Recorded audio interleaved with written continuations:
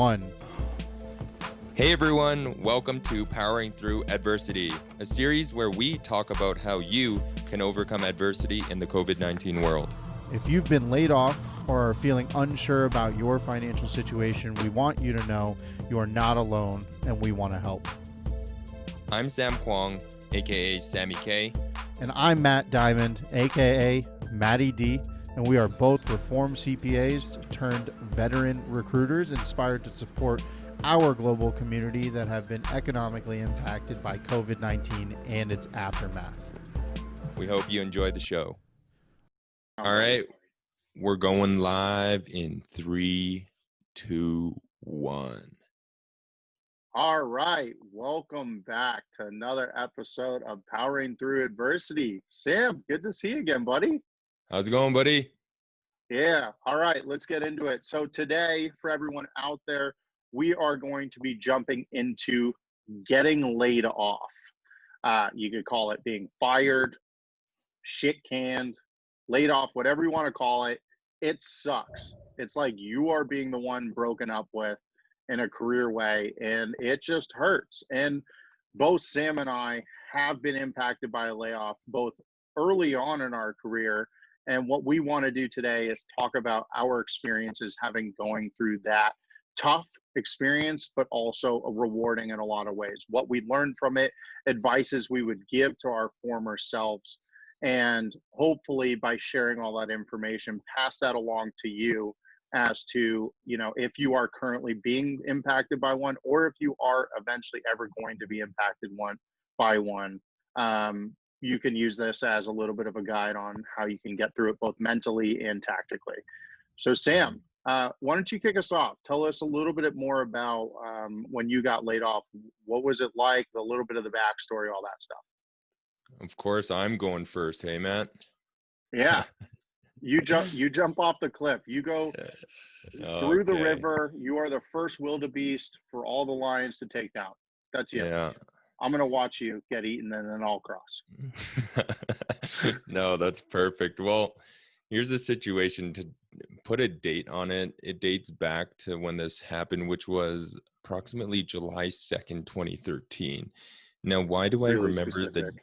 Yeah, like why do I remember the date so specifically is because I actually wrote a letter about this as well. And I think why I'm introducing this letter to you all is because if I'm going through my feelings, I was a little bit disappointed. I was sad. I was frustrated. I was confused. It was honestly a big bag of emotions. And the reason why was because I got this job actually in my 4th year of university. And this was one of my first, call it professional, quote unquote, jobs. And I felt like I got hit by a train. So let me tie this all back and give you some context here. So this was an Australian publicly traded oil and gas energy company. So they did distribution and infrastructure, and I was hired on there. And back then, when I got hired, even before graduation, that's like, damn, you did yourself well, right? I mean, you'd be lucky to get a job during that time, because back then oil slumped from, I think, $100 over 100 to 80. It's funny that we talk about this now. It's at like $20 now, WTI, Western Texas Instrument. And I think during that time, I was getting, in Canadian dollars, I must have been getting paid about 60 some odd $1,000, right? And that's a lot of money in 2012, I thought. Especially for your first job coming out of college. Well, yeah, I was I'm set. I was like 60,000. Is there an extra zero there? Because back then I was only getting paid like $6 or $7 per hour. That's what minimum wage was. Yeah. And getting this offer, I was just like, damn, I am the boss, like I'm on top of the world. I never really talked about it because you don't want to, brag in front of people. They'll see it, on your resume. But I really thought that this job was, a new beginning to like independence, right? Pay off my college loans, had to pay off, those type of debts. But, getting back to this layoff, I think why I was so confused, frustrated, and all these big bag of emotions is because I felt like as if this was my first job, I was doing a great job. And when you hear of someone getting fired or laid off, the immediate reaction was like, oh, you either underperformed or something happened, right? But here's my biggest,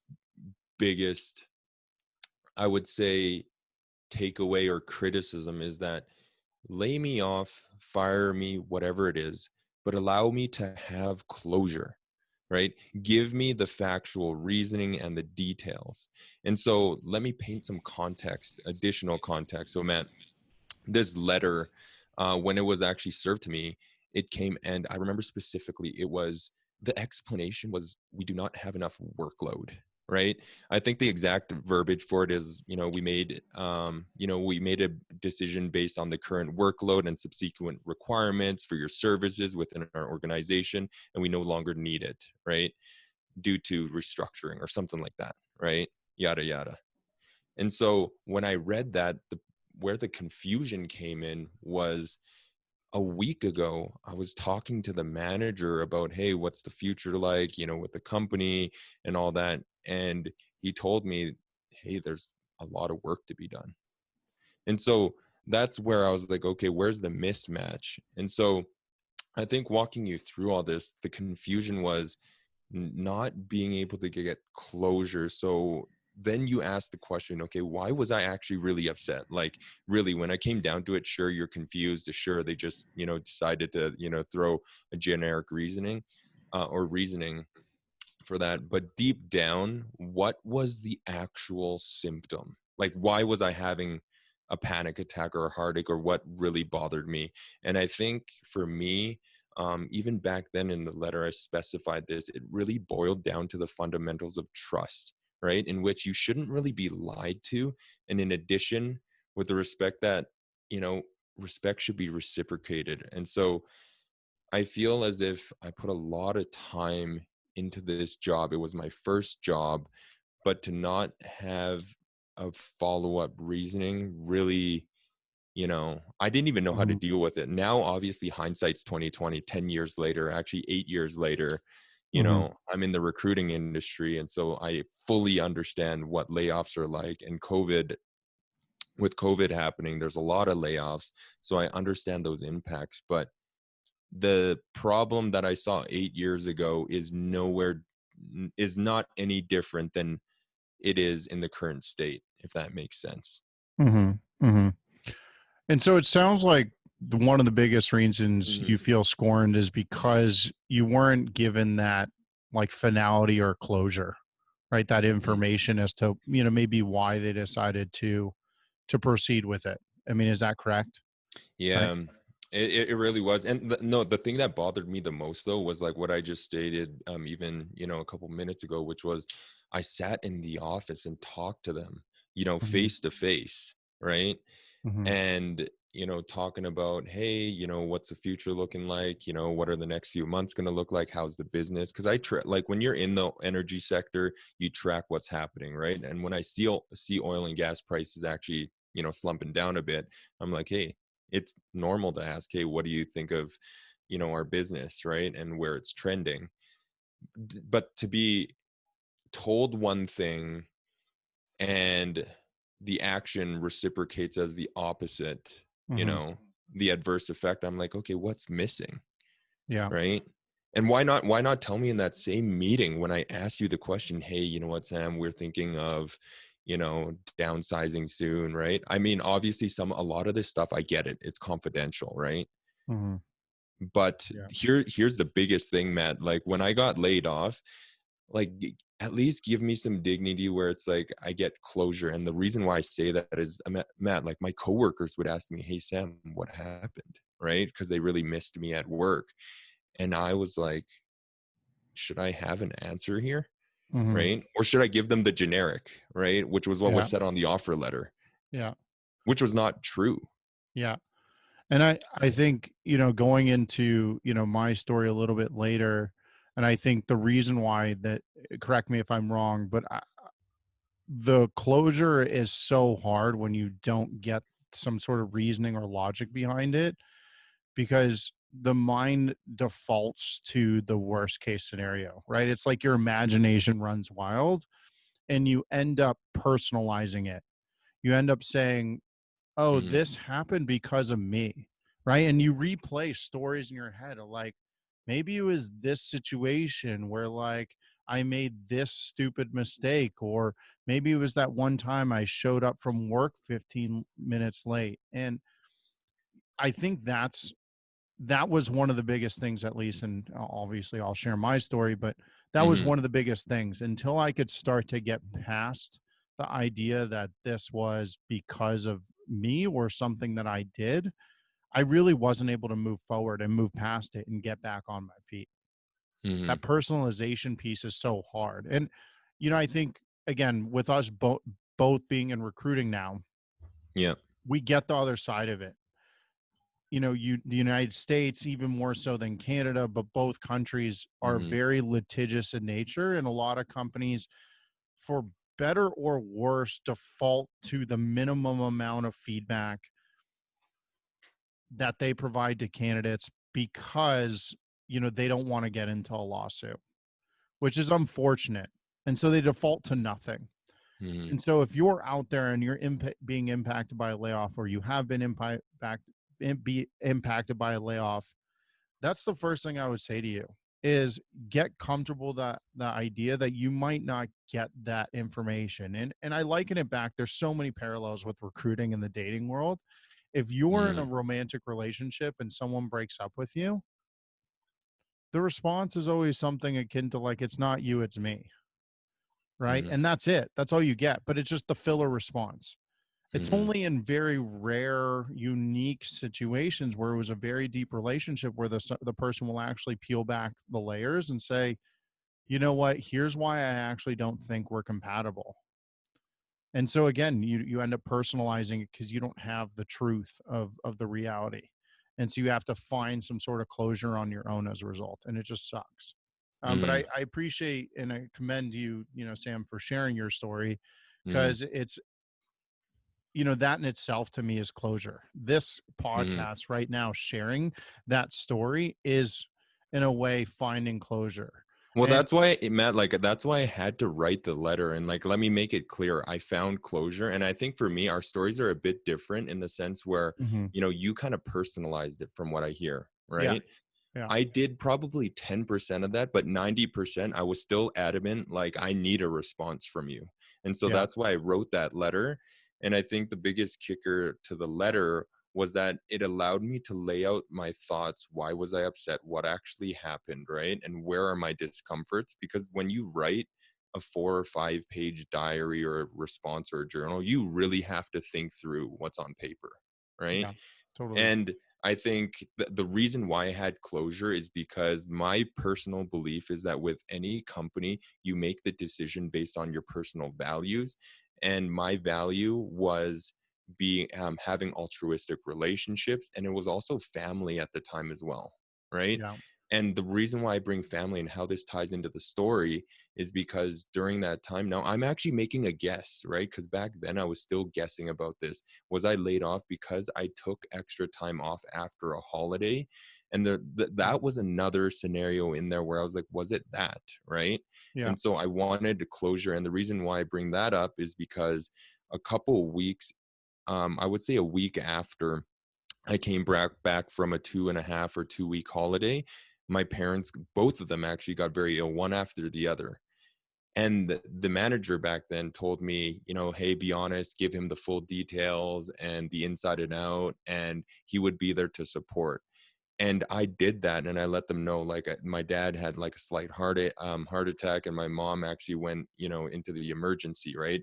mhm, And being critically ill. And then a week and a half later, this letter gets served to me, right? I think that was my biggest discomfort, where it's like, you kind of kicked me while I was down and you knew about all this, yeah, and yet you still decided to put forth an act. And there was no there's I what I still feel today is that there's no humanity in that. And yeah, it's me just really trying to say, even back then and now, I would still go. I think the wrong thing that I did was I didn't go up straight to their face and say, hey, give me a legitimate reason. Like, this is completely wrong. And that's what I stand firm on, is that any company that, lays people off in this type of way should, they should, Yeah. the voiceless should be heard. And back then I did not have that type of strength, right? Back then I didn't have that Yeah. type of know-how to be confident enough to be able to voice that. And I hear you on that, Sam. I think you're probably a little bit more of an idealist in that respect, in the sense that, and Mm-hmm. maybe I'm just jaded at this point, having done all this recruiting stuff, Mm-hmm. but, and now being, a business owner myself, I understand and can empathize why companies default to the minimum amount of information. And Mm-hmm. it's because there's a couple bad apples out there that they get the information, then they leverage it into a lawsuit. Mm-hmm. And it's kind of, you either share or you don't share.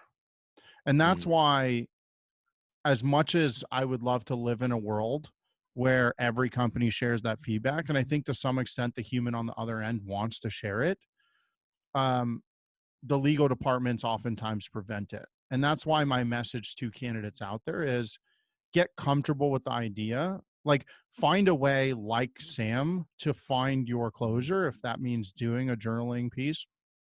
Or Mm-hmm. for me, it was talking about it with others. For a long time, I didn't share that information with others. I bottled it in. Um, Doing Mm-hmm. that stuff, finding that way, and being comfortable with the idea that you might never actually get the full answer. I think that's something you need to consider, because you might never get the full answer. And it's kind of like, how have you moved past it, Sam, without Yeah, that information? Because you clearly have. I mean, for sure. again, and I'll go into sharing my story in a moment, Yeah, but for me, I look back on that story now, and I look at it as like one of the greatest things that ever happened to me. for sure. And that's, I think, another thing that I would share to people that have been laid off. When I Mm-hmm. look back on it, and maybe it's worth sharing the story now, and I'll go back Mm-hmm. through and I'll explain, but ultimately it helped me realize how the career path that I was on wasn't actually compatible to me. Mm-hmm. How They did were this just, help you, Matt? Like, yeah, like, give me some context. Like, yeah. give me So the elevator story. like you, it was my first job out of college. Yeah, And like, again, for me, it was in 2014. For you, it was in 2013. But it was still a kind of a tougher job market. We were coming out for of sure. the recession, and the competitiveness, I mean, putting COVID aside, but the competitiveness of a college grad going into the workforce versus the way it was maybe pre-COVID for a college grad. I mean, they would get scooped up, right? The unemployment rate, at least in the Bay Area and a lot of places, for like accounting and finance, which I went into, was below 2%, before Mm-hmm. COVID, which is, full employment. There was still unemployment at that time. So you still had to fight, right, to get jobs at that point in time. Not like 2009, but it was still there. Mm-hmm. And I went into an audit firm, like a bigger national, actually international audit firm, not one How of the much big were you four. making? How much were you making? I think the offer that I got was almost 60K US, Oh, right? Maybe nice. it's Yeah, like 58 or something. yeah. Um, and That's came not in as bad. like a low level audit associate, Yeah, and I was there for 8 months. And the truth is that I went into accounting overall yeah, because the economy was in the shitter. yeah. And I did it as a Smart way, play. like, this was going to be my safety net. I'll do this in the meantime while things pick up. Mm-hmm. And I ended up getting a lot of value out of that career path. I did that for, 6, 7 years. Yeah. But, when I went into, public accounting, I realized very quickly it wasn't for me. And I think that showed, in my work product. It showed Mm-hmm. to an extent, right? I still tried my hardest, and I still learned things, and I still worked hard. But I think I always, there was always this element, and I now know it now, where I was sitting next to someone that truly wanted to be there. Right. And now there were other things at play that kind of led to, again, I never fully got an answer. Right. It was literally like, Matt, we're letting you go. That was the extent of the response. But there Yeah. were other things at play in the layoff that led to me being one of them. The company had, the audit firm had a couple big staple clients that Mm-hmm. they had lost right before Mm-hmm. my starting group had started. There was also, they had hired the largest starting class they ever had, right? So it was a Mm-hmm. mix of loss of business and all these new hires. And so now the new hires are kind of scrapping to find jobs to work on. And you know, ultimately, like, me wanting to be there a little less than otherwise, right, Mm-hmm. ended up being probably the differentiator. I will also, to my knowledge, wasn't the only one that was impacted, right? But it wasn't like the whole Mm-hmm. class got laid off. It was, a couple of Mm-hmm. us. Yeah. So Do you I do you remember, Matt, what the letter, the layoff letter or whatever the letter that they served you, Oh, what was the reason? it was very straightforward. It was just like, we're terminating you as of X date, right? Here's a Cobra pamphlet. Like, it was all very litigious, legal, But boilerplate. you didn't get a full out reason either. No, no, Hmm. absolutely not. Yeah. Um, You weren't and smoking. You weren't smoking in the bathroom or doing that. no, no, I did Yeah. after work for sure. Yeah. Right. But that also brings me to, um, when I got laid off, right? I personalized it, right? I was 8 months out of a job, and it was tough to climb back and get back on my feet. Like, I had to confront hurdles. It wasn't like just path of least resistance, or even when I was coming out of school, that I could just get people interested.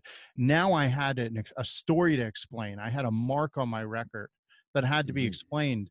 And I wasn't someone that had 2, 3 years of experience in this field that I can pull from, that said, hey, I have something to offer. I was Hmm. still very green. So I Yeah. had to really claw my way back. But I'll tell you this, going through that job process and learning how to articulate I learned so many things from this process, but one of them was learning how to articulate that the idea that I got laid off in a way that was a positive thing, saying enough Hmm. but not too much, saying it confidently, saying it and presenting it well, such that I can platform that into, something of value to whoever I'm trying to get to hire me, right? The job I am talking to. That was one thing that I learned. And I learned that I was very good at the job process. I would learn that I Hmm. was very good at advocating at for myself. And when it came full circle a couple years later, and I thought about recruiting, I literally said it in my recruiting job interview. I was like, one of the big red flags about being in accounting and finance was I always felt I was better at getting the job than I was at doing the job. And it's not that I was bad at doing the job, but I was Hmm. really good at getting the job. Right. And Hmm. if I can help other people get the job, then I'm offering value that's based off of my core strengths. Yeah. So the experience taught me what I'm good at innately, right? What are your core strengths?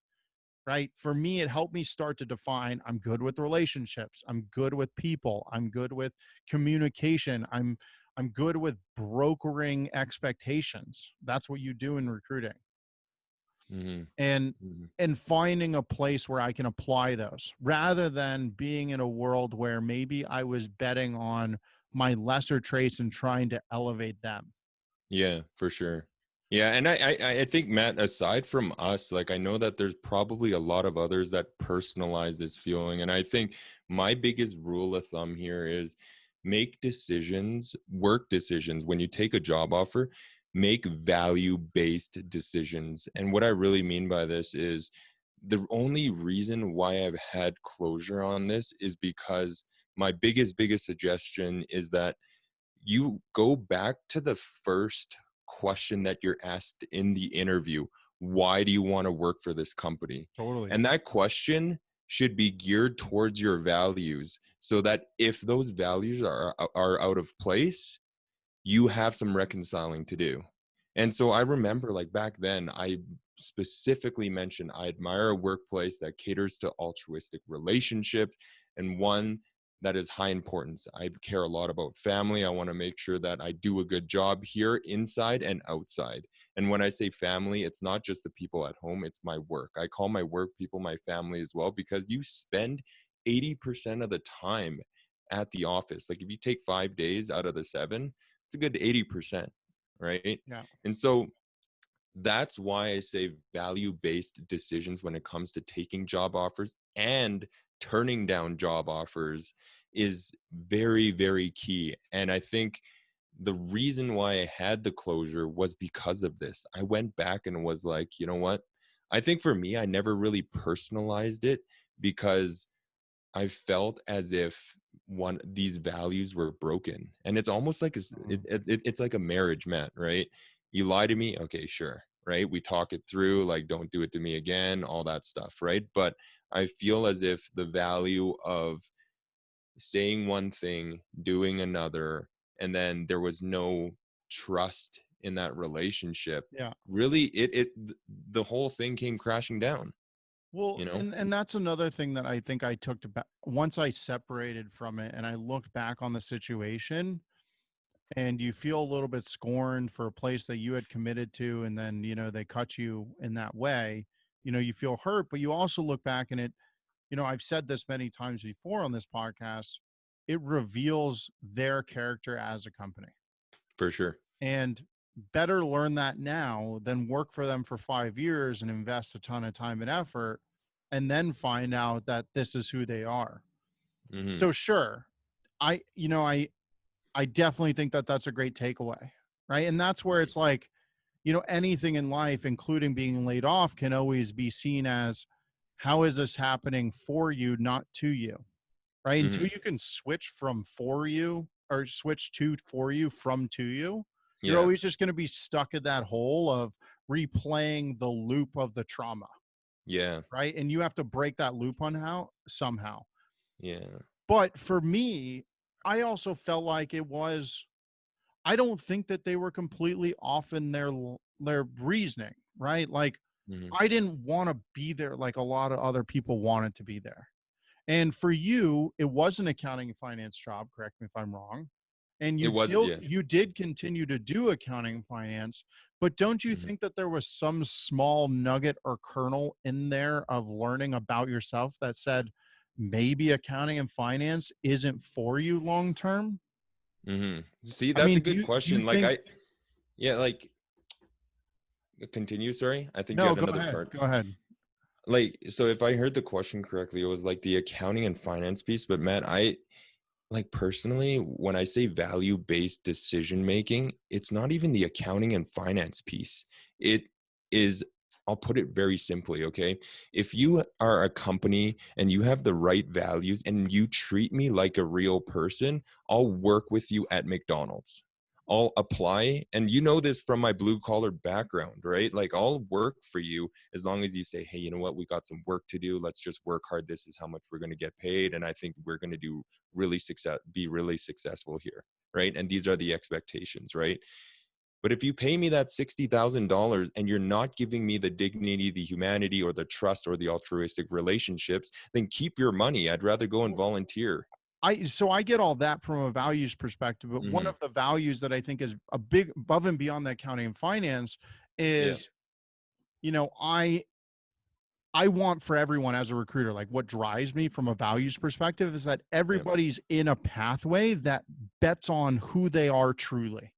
Mm-hmm. And what I'm saying is don't you think outside of like you learned about their character as a company, don't you Yeah. think you learned something about like yourself and maybe accounting and finance wasn't the best place for you because you ended up leaving it? Don't you think that there was some sort of kernel of indication in that situation? Or maybe there wasn't, but I did Mm-hmm. take that away. Like when I separated it and I calmed down and I put the emotions aside for a moment, I'm like,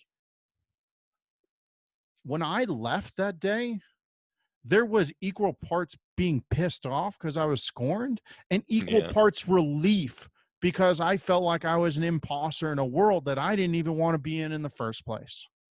Mm-hmm. Mm-hmm. No, Right. I get what you're throwing down. Yeah. I guess And what I'm saying is, did you feel that? did you feel relief of being in a world that like wasn't for you long term?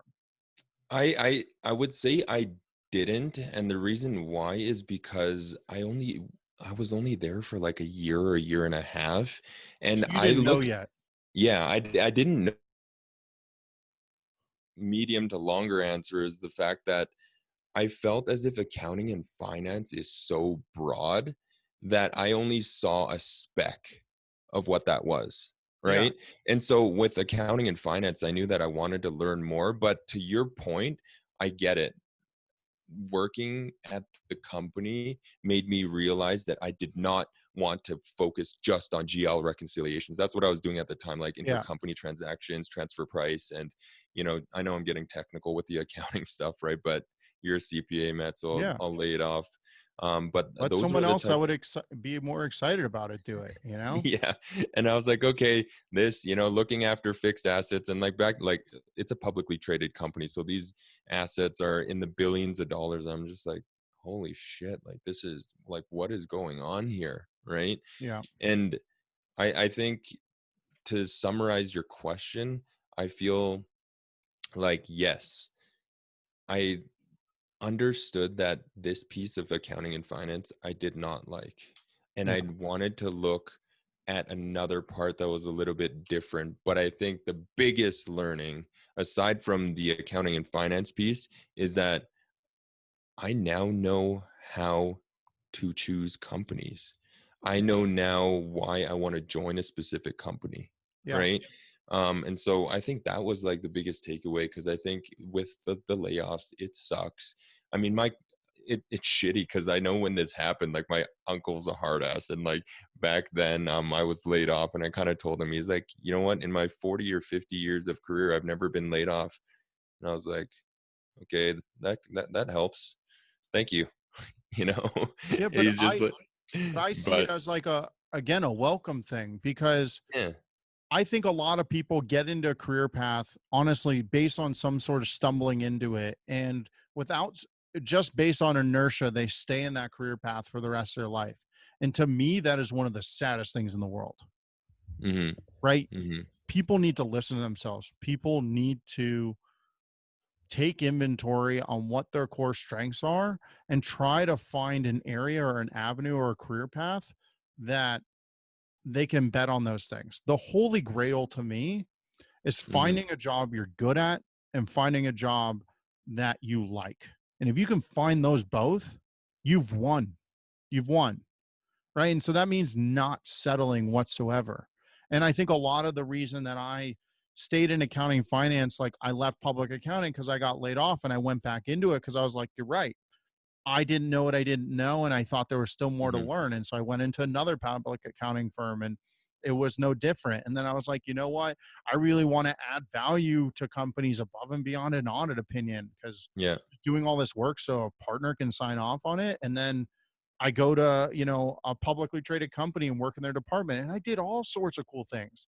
I did treasury, I did M&A, I did investor relations. I was very lucky to do all those things so early on. Hmm. But then I Hmm. actually got exposure to the CFO and the VP of finance. And it's kind of like when you hear people talk about how like all they ever want in their life was to become rich. And then when they become rich and they get it, and they're like, this is what this is. That's how I felt once I went to that public company. I'm like, I got to experience all this cool stuff. And then I was like, Yeah. this is what it is. And Matt, so, do you remember those college days where, you're in college and you look up at those high-rise buildings? I don't know if you did this, but I remember telling my girlfriend, which is, my wife now, right? And I mhm, was like, I just want to be in one of those buildings and wear a suit and be yeah, professional. Did yeah, you, buying your first yeah. suit and, Dude, feeling that? I mean, both of my parents worked full-time jobs growing up. I remember being Yeah. like 10 years old and going to like, a work lunch with my mom. And I was like, great, give me some beepers. And I put some beepers on my belt, like someone's going to call a beeper, right? Like Yeah. I think you get so, Oh, beeper, is that the US way of calling it a pager? Those yeah, pagers? pager, beeper. Yeah. Pager. Yeah. Canadian, eh? Yeah. Pager. Beeper. A boot about, tomato, tomato, Yeah. um, bag, Yeah. bag. So Bag bag. So yes, I think it's like, how do you break those things, right? How do you Yeah. find a mold that works for you truly, rather than, just some sort of like rigid, structure that society subscribes to you. Mm, Again, mm-hmm. that's what drives me, helping people get to where they should be as quickly as possible, Yeah. rather than spending a couple years in a career path when they kind of know now and they're just not acknowledging it because they've invested some time into it, that this is Yeah. actually what they truly want. Matt, so summarize this for me. So, Yeah. from being laid off and to where you are now, give us some takeaways. Like, what were some of the Yeah. biggest takeaways, for us to summarize here? So 100%, when it happens, feel free to give yourself a moment to like absorb it, be pissed off, you know, drink your sorrows for a night. Not to say that that's the best way, but you might do that with some friends, smoke a doobie. I don't really care, but set yourself a time limit. Say, I'm going to give myself a week or two, and then I'm bouncing back from this. And so Mm-hmm. that's one. Um, it's the 3 Ps. And I think I've mentioned this in an earlier episode, but there's 3 big pitfalls that are going to prevent you from moving forward from any sort of Mm-hmm. turmoil. Being laid off, being broken up with, or having someone in your life that's passed away, whatever it is. It's the 3 Ps. The first one is personalization. That one was the hardest for me. This is happening because of me. Truth is, it's not. Get it out of your mind. Uh, the second one is pervasiveness. Everything in my life is now bad because this is happening. No, it's not. This isn't going to bleed over into your relationship with your girlfriend unless you let it. Um, so no, it's not. Right. And then the third one is permanence. My whole career is screwed because I got laid off. Again, Mm-hmm. perception is reality. If that's the way you think, then that's what it will be. But that's not true. Mm-hmm. If I and you, Sam, can come back from something like that after 8 months and explain that situation in a way that is confident and he still paints a good picture, so Mm-hmm. can someone that has 2, 3, 4 years of experience. So those are kind of the three. Mm-hmm. But what Mm-hmm. about you, Sam? What have you taken away from it? For me, I think my takeaway is quite simple. I'd like to use this analogy where it's as if being laid off, you've received a gift that's wrapped with the shittiest newspaper, right? And it's delivered to you. And right off the bat, the judgment call is like, this is a shitty gift, right? Yeah. And, Well, the you don't news, even call it a gift at the it's like time. Secret Santa. This Those is gifts turn this out to is be a the shitty best. turd, pun intended. Yes. Right? This is a Yes. real shitty turd. But there's the silver lining. And I think the silver lining is the biggest piece of advice that I want to give is that in any situation of similarity to this, you want to learn from it. Because my biggest thing is if you don't learn, you don't grow. If you don't grow, you die. And so I think with these type of situations, one, talk about it with your inner circle. You need a sounding board to Definitely actually share start it. reflecting when you're ready. And I Love think, that. Matt, this is a case in point here, which is the fact that we're talking about it and broadcasting in hopes to really try and help other people and say, Yeah. hey, you know what? You're not alone. We went through this. And quite frankly, we might be going through this again. Yeah. Right. And you're And so that's my absolutely biggest takeaway. sorry. I was going to say you're absolutely right, because until I started to share it with others, I didn't get out of that permanence, and that pervasiveness and that personalization mindset. I just Mm-hmm. didn't. But Mm-hmm. once I talked to other people and they shade their stories a lot of times of dealing with it, was Yeah. when I could start to bounce back with it. So I cut Yeah. you off. Go ahead. No, no. It's great. And that's why I always fall back on any situation. Call it a divorce, call it you were broken up with your girlfriend or boyfriend, call it your manager and you left your job, a layoff, whatever, right? Learn from it, grow from it, and elevate yourself. Elevate Yeah. yourself to become even better because life is just a series of problems. And when you actually look at it, it's a series of projects. And once you overcome one, there's another. And if there's no problems, you're not learning. If you're not learning, you're not growing. And this Yeah. cycle just continues itself. Yeah. And so I think that was the biggest piece. And the second biggest piece, I would say, is the self-awareness of knowing what my true values are. And I did this without even telling people. I essentially wrote a diary, Matt. I called it a note Well, at the that's cute. beginning, but it's a diary. And like, I'm really glad I did that, because there's so much nirvana in looking back at this piece of writing 8 years later, to know that in the text I was still frustrated, confused, all those things that I talked about at the beginning. But the thing that is in common with what I just stated was that I wanted something to learn from, right? I wanted Yeah. something to grow from. And I think looking back at it now, I'm happy. I'm happy that I did that. Yeah. So And then, the other takeaway that I would share is related to, okay, now you've started to say, you know what, I need to go forward on this. And you're going to have to get back into the job search unless you decide to start your own thing at that point, which maybe you will. And assuming you are an employee looking for your new job, how do you articulate this stuff? And every story is going to be different, ooh, that's a good one. That's a good but question. and I would actually say, you know what, if you're listening to this and you're being impacted by it, reach out to us. We will absolutely work through it. But the first thing that I would say is interviewing in general is not like riding a bicycle. It always takes you got to break a couple eggs to get through to the omelet. You just do. Mhm. And I would say, so just get some traction, maybe pull on your inner circle that you've talked to about this, and try to practice, have them rehearse going over these conversations. So tell me about why you left, right, Sam, X, Y, and Z company, and then rehearse that story and get the feedback and start to refine it. Also, I would say, if you're just starting back up in your job process, take a couple interviews with companies that you're not as excited about. Again, right, if it's completely nowhere near what you want, don't do it. Don't waste their time. But if you think there's a remote chance that they can surprise you, take the conversation just for the sheer practice of it.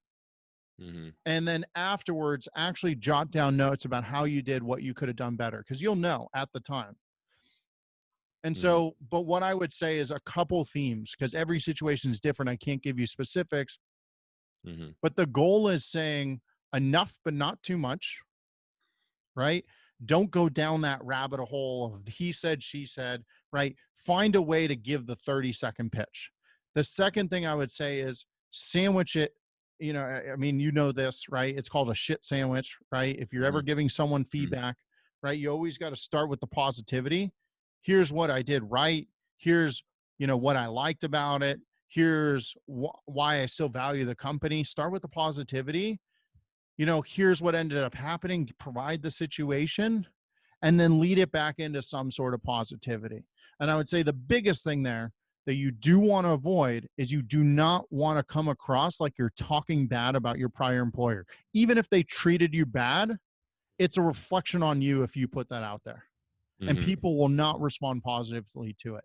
If you get Love laid it. off and you say nothing but positivity about the company, people will read between the lines and they will commend you for it.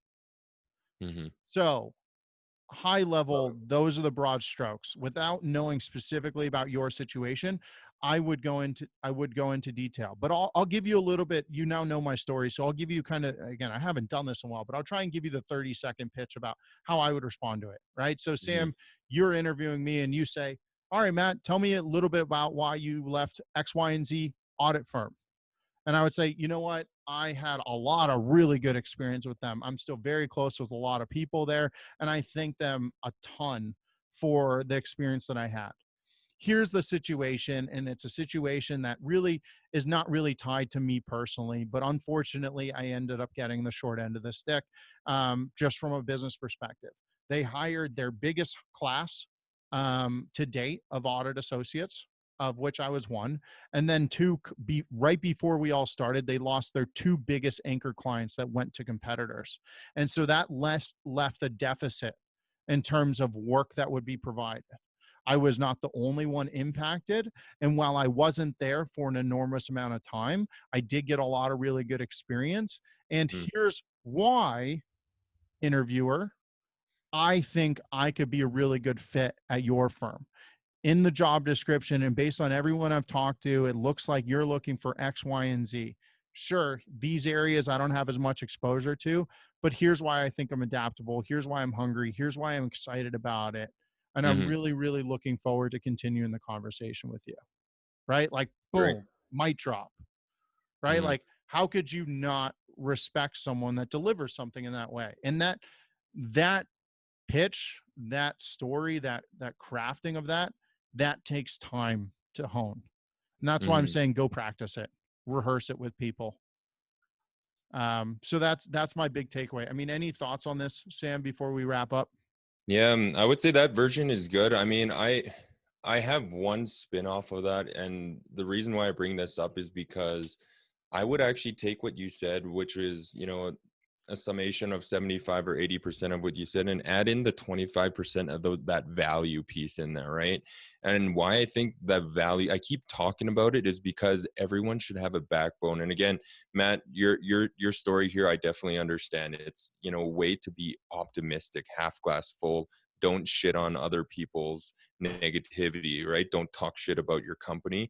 I love that part. I think where I would add in the 20% or the 25% of value, based job searching, is because I'm voicing the values that I'm looking for. And if that company has those values, they are going to put me in a higher state, right? They're going to put me in a higher seat, higher level. And if they don't, then I have to deal with the fact that, hey, maybe it's not purely based on the values, but then it's like, oh, hey, our values don't align, right? And so using that as a benchmark, that's why I would actually shake in 20%. And I think for me, I'm a little bit more adamant on having a backbone in interviewing because, quite frankly, not every job I interview for is a job that I want, Mm-hmm. right? And so Totally. the right person is going to choose me based off of my values, my charisma, my technical capabilities, Mm-hmm. Mm-hmm. and what I'm able to offer. So I would say that that's something Yep. that I would actually add on top. And at the end of the day, the right company is going to choose you, no different than your wife, your girlfriend. There Yep. is a place and a seat for everyone. Yep. A seat for Hmm. every ass. Yeah. All right. Matt, I'm glad we did this one, man. Yeah. I feel strong. I feel empowered. Let's go out and get some You jobs. you unleashed the diary out of Pandora's box Yeah, I'm 8 like years ago. I feel like a Care Bear right now. Like there's like just a rainbow shooting from my chest to yours. Care Bear countdown. 5, 4, 3, 2, 1. Shine. Yeah. All right, Matt, Sam. What a pleasure, great man. episode. All right, talk to you soon, buddy. Okay. Take care, buddy. Ciao, Ciao, Bella. Bella. Yeah. Thank you, everyone, for tuning in to today's episode. If you enjoyed what you heard, please feel free to share, like, and subscribe to our channel via Linktree. You can find us on all of your favorite podcast sources, as well as YouTube, Facebook, and Instagram. Until next time, stay healthy, stay happy, and good luck, everyone.